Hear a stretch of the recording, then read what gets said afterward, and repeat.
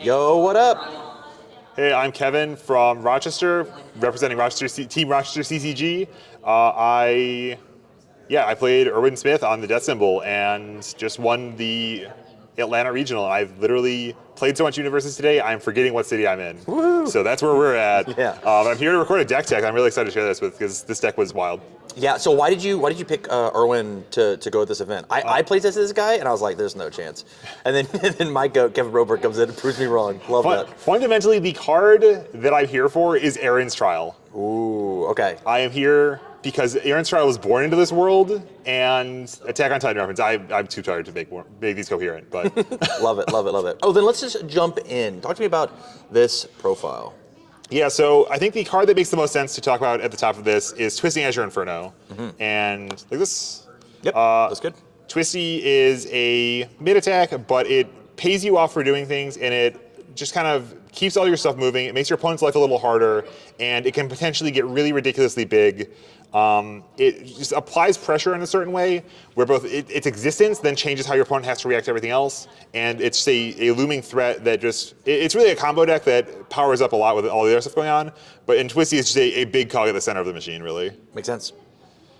Risky Encounter is the next piece that I think we want to talk about here, and Risky is ultimately probably the actual reason we're here, because this card is if you are familiar with Magic at all, this is a dredge card. This is a card that plays from your graveyard, and as a coincidence, as a side effect, Erwin gets to move cards in and out of a stage so much, you can often take advantage of the Blitz ability to get some damage just normally, but then it is a huge bomb you don't have to draw, and it's only 3 difficulty out of the graveyard. It's a really ridiculously sad card, and also the Sun 1 surprisingly ends up playing with all the other stuff going on in the stack to make openings in boards that are stalled and in positions that your opponent thought were safe, where it can just be able to find a win.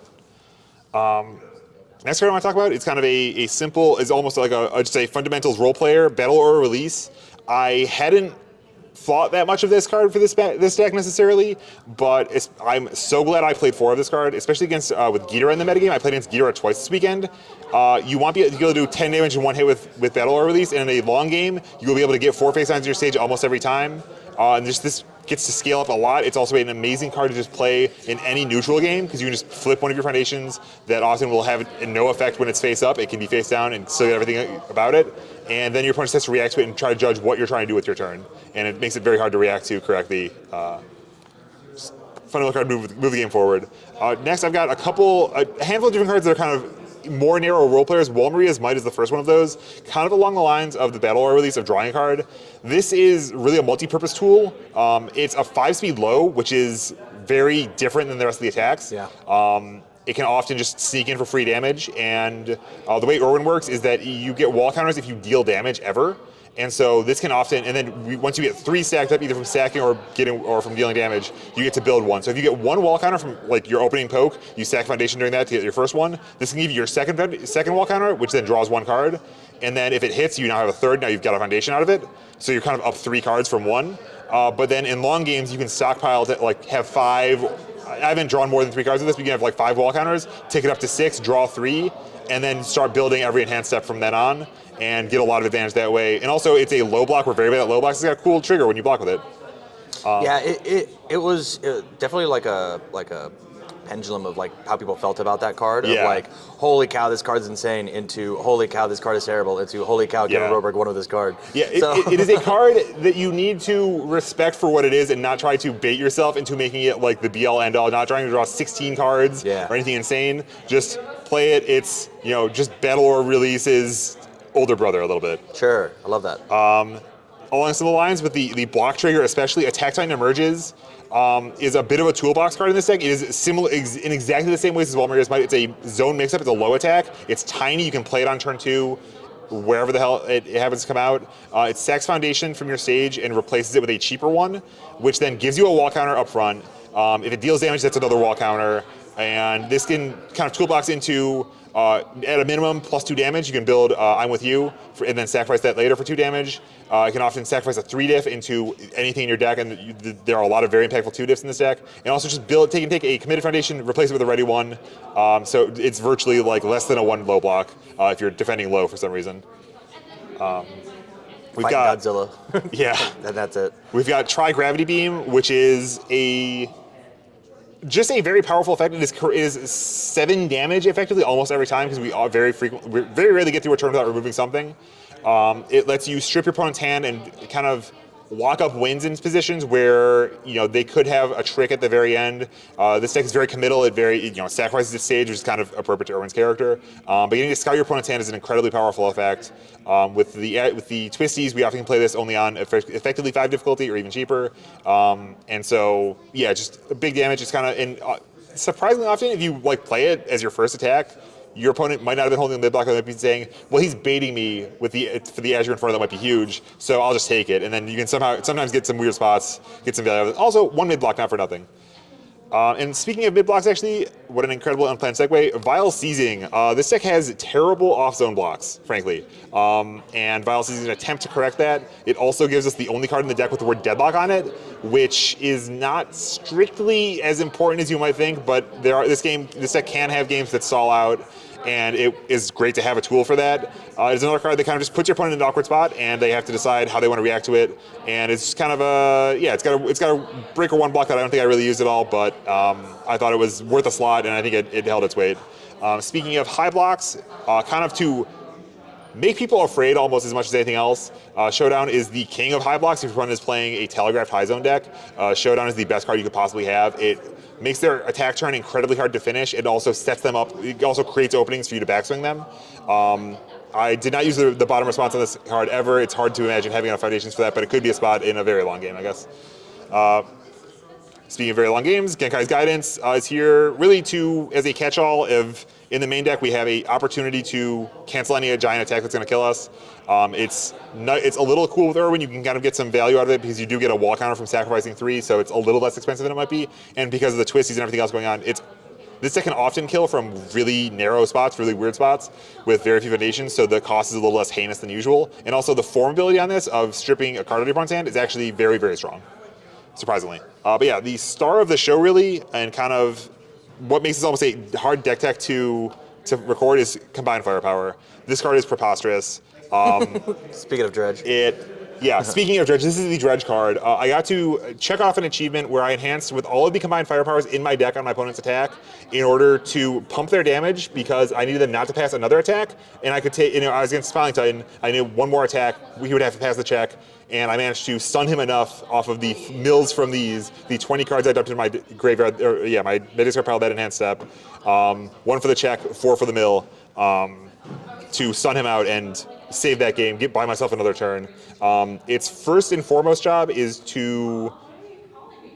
It's hard to even summarize what this card does. Yeah, it mills 4, which is effectively 5 because you make a control check for it. That's more chances for the gambly Bing Bong cards, the responses when they enter the discard pile. That is free damage you get out of the graveyard again. As long as you can remove something, and the genesis of the deck in some sense was really that Erwin gives the death symbol a reliable way to move a card to remove from game pile as a cost, with the foundations we'll talk about in a little bit.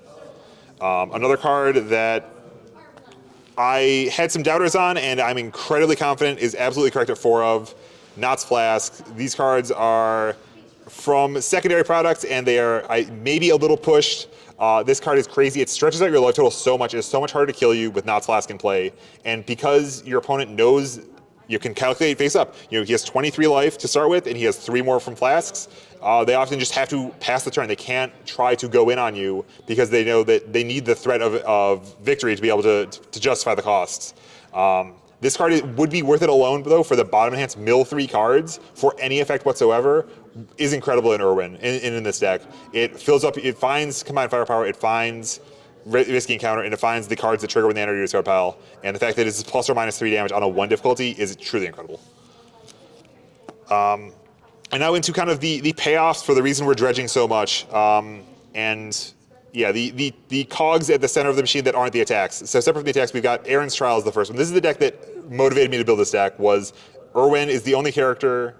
Well, there are 2 characters, Shigaraki and Erwin, who have the death and order symbols. Sure. Which means if you want to play Combined Firepower and this, you can do it other ways, but if you want to play Combined Firepower with Twisty Azure Inferno specifically, the Sun one on this ability plays incredibly well with the speed pump we've got going on. With I said Sun one. Effectively, they commit 1 face-up foundation. That's as good as stun 1 in my book. This is 4 chances a game for your opponent to just be down 1 resource from where they thought they were. Oftentimes you can, because it's face-up, they can often be forced to commit good cards that materially affect the board that they are no longer available. And yeah, this is the tool that let me firepower to buy a turn against Smiling Titan. This just complements everything else that the deck's got going on to an incredible degree. Yeah, it's so interesting that like I was watching and I saw you mill that and like, hey, commit 1. And I was like, whoa, why wasn't I putting that in my gambling decks? And it was just, I was playing Toga. I was playing not. The resource symbol I wasn't playing the order symbol. Yep. And so like, it's such incredible technology that like, I don't think anybody in the room knew what that card did. How many readers? I had several people, we had the deck lists on Sunday. We have the deck list before the match, and multiple people pulled their phones out to go look up what Erin's Trial did, or asked me, what does Erin's Trial do? I've never heard of that one before. Wow. No one had to read it, because it's easy to say stun 1 face up. Yeah. But, and actually, we're gonna go to Loss of Consciousness next. This is kind of the complement of Erin's Trial. This is target seal from your deck, from nowhere, effectively. These can shout out to Erwin can build face downs with his ability. These can be face down bing bongs, which you can then sacrifice and get the effect on demand, which is an incredibly valuable piece of the deck to trigger the combined firepowers on command when you need them, when you want them. And yeah, this is, commit 1 foundation is a blunt force instrument. This is kind of a finesse instrument. It takes away the resource your opponent needs. It creates the hole which you can then try to drive through to win the game. Or it creates the opportunity where you can survive a kill string. Actually, against my first feature match in round 4, I think, I played against Mechagodzilla and I built 2 of these, and I used them to seal 2 copies of Sacrifices for the Cause to keep him from getting enough lethal damage, and to also let me use Knots Flask to save 3 damage. Wow. And I won that game at 1 life, so PogChamp. Speaking of 1 life, I'm with you. The other side of kind of what these Bing Bongs is doing, so we have the interacting with the board and we have the interacting with the life totals. I'm with you is equally, it's hard to judge which is stronger as -2 damage or +2 damage, but it Energy Compel, it changes the damage. That can get Twisty over the line, that can get Ghidorah's head's dead, that can save you 2 life, which then it moves the bar of where you need to win. Flipping this on Knots Flask is the sickest thing in the game. Yeah. It's literally sick, it's disgusting. Also disgusting, your opponent just starts the game with less life for no reason. This is 0 diff. When it enters, they lose 1. Is that 3 of?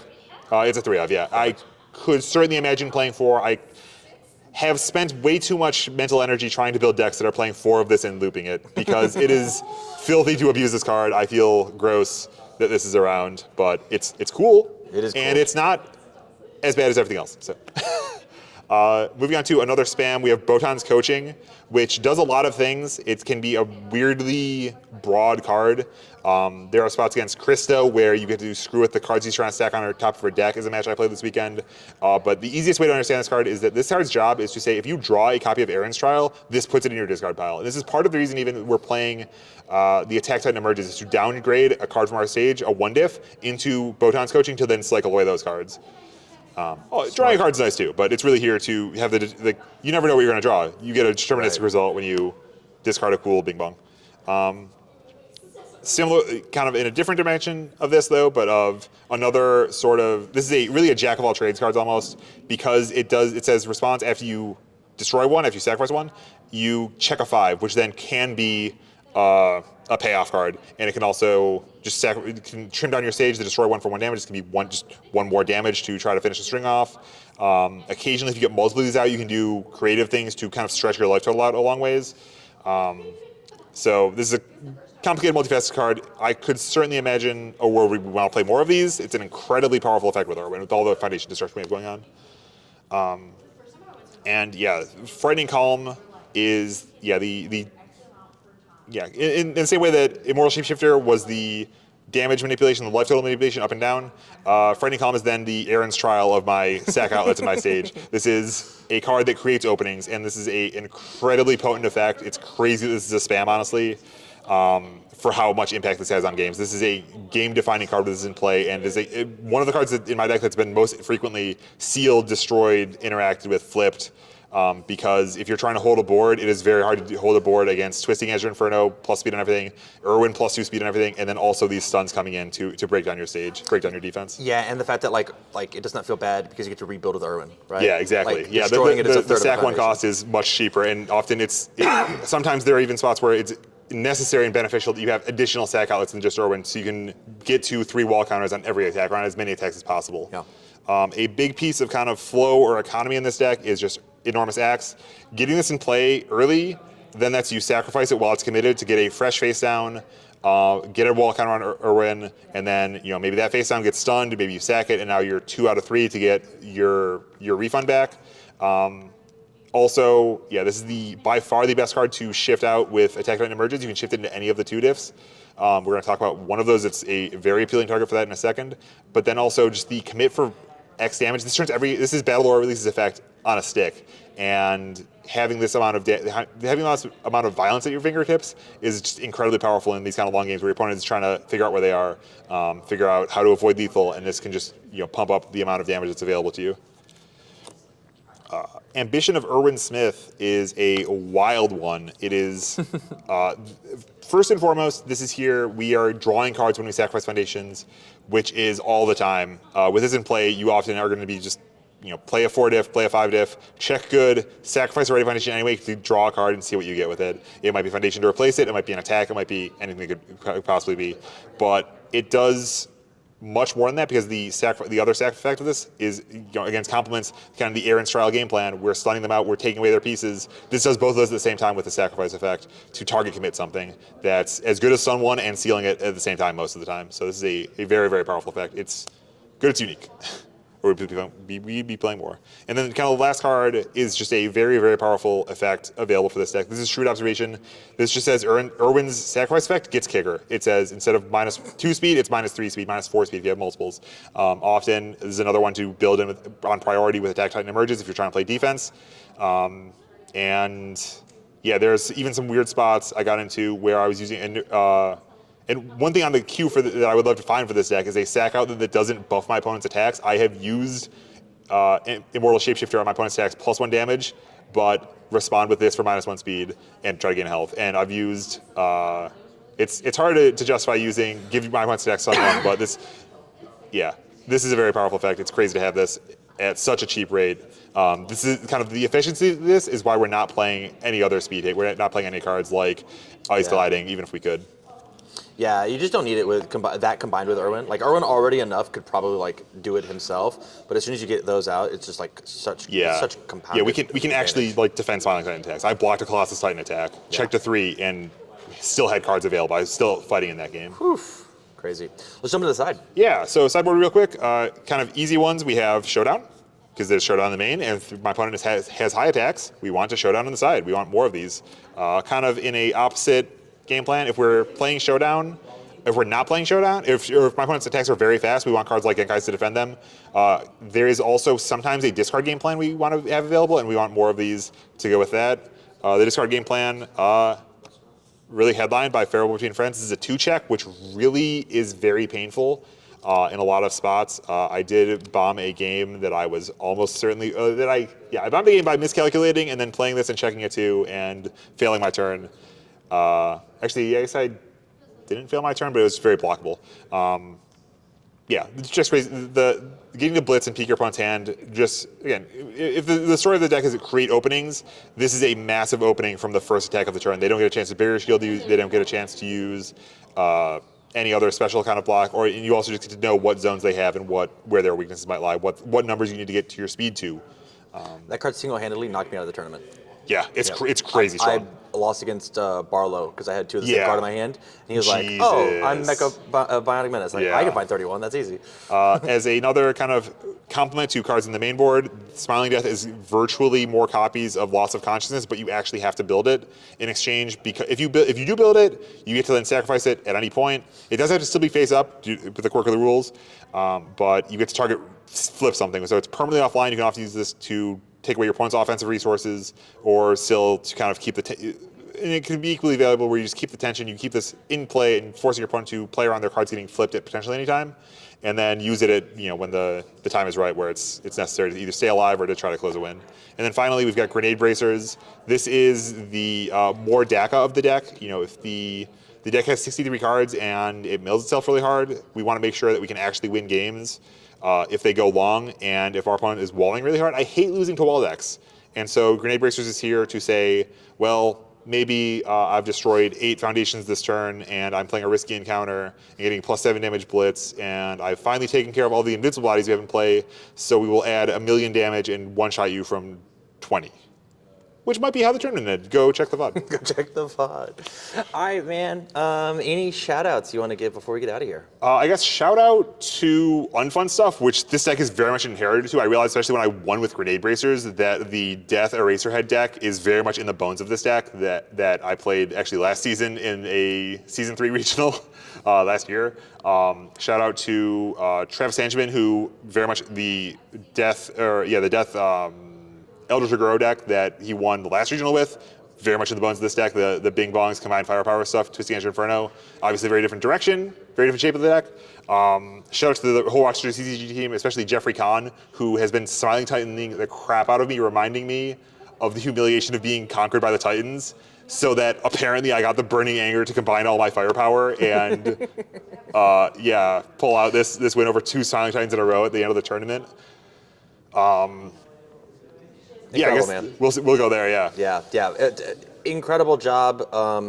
Erwin's my favorite character in the series, and I'm very excited to go home and instantly make this deck. So let's go. Congrats again on the win, and you gotta go to your net, okay? Yeah. We'll see you at Nats. See you at Nats.